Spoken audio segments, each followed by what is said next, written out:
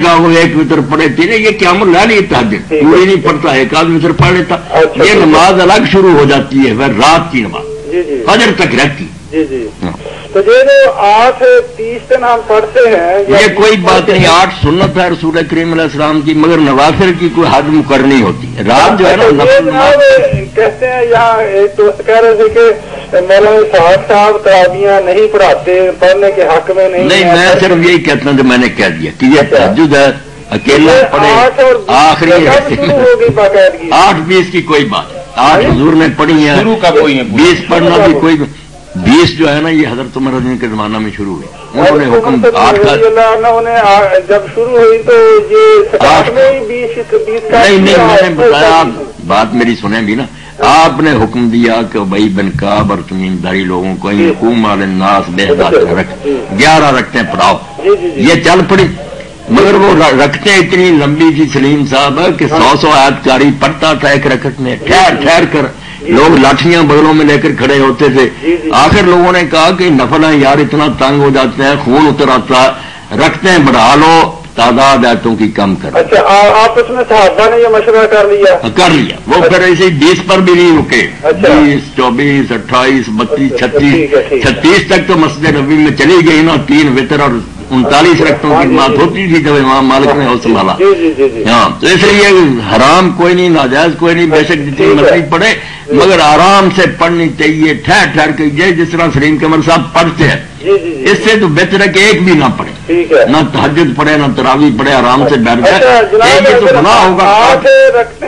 11 رکھتے تراویح کی یہ نفل پڑھ لیا تو یہ تہجد بھی ہو گئی ہاں تہجد ہی ہے جو ہو تو اہل حدیث حضرات جب 8 رات کو تراویحاں پڑھ لیتے تو صبح کو تہجد پڑھتے یا نہیں پڑھتے نہیں پڑھتے رمضان میں نہیں پڑھتے رمضان میں جو شام کو پڑھ رہے تھے 11 رکھتے ہیں حدیث حضرات وہ تہجد نہیں پھر پڑھتے اور اگر کوئی اہل حدیث حضرات صبح کو تہجد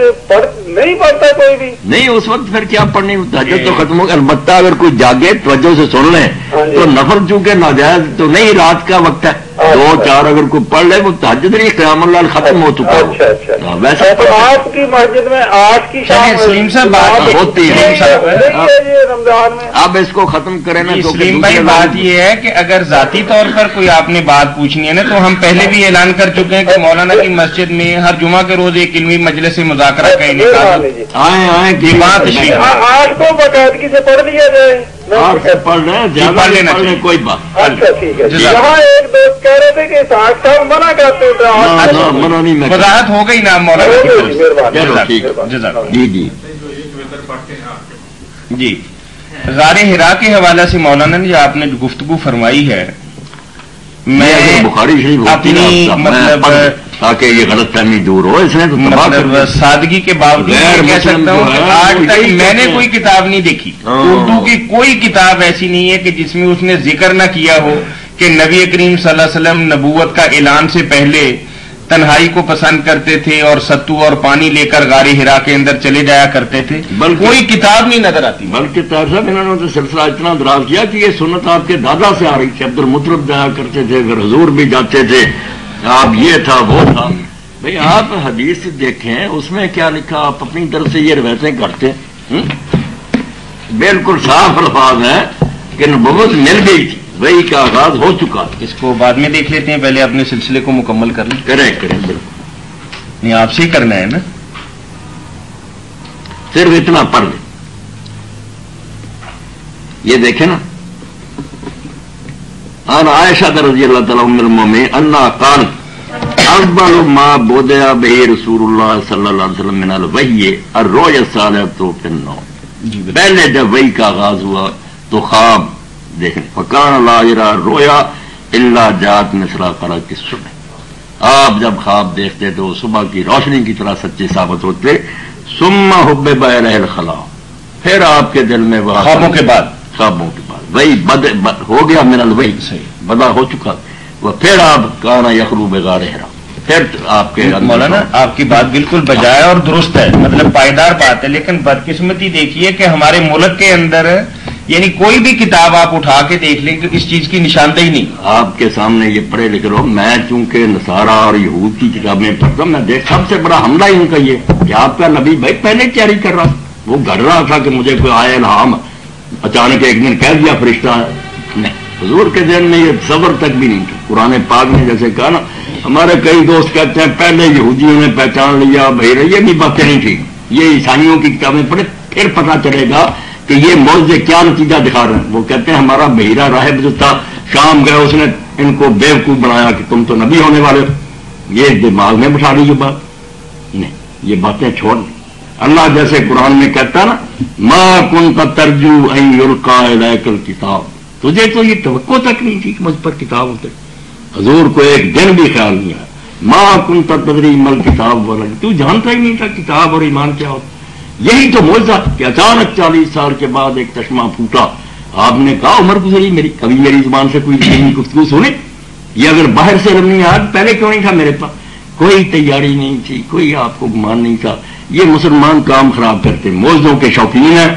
پتہ ہی نہیں کہ کافر مورچہ لگائے بیٹھے۔ وہ کہتے ہیں بحیرہ راہب عیسائی جو تھا اس نے ان کے دماغ میں بھر دیا۔ یہ ورقہ بن نوفل کی بات بھی غلط بیان کر دی کہ حضرت خدیجہ ورقہ کے پاس لے گئی، ورقہ نے کہا یہ تو وہی فرشتہ جو موسیٰ علیہ السلام کے پاس ہے۔ وہ کہتے ہیں ہمارے عیسائی نے تمہارے نبی کو بیوقوف بنایا، اس نے کہہ دیا کوئی اس کو تو پتہ ہی نہیں تھا کہ میں نبی ہوں۔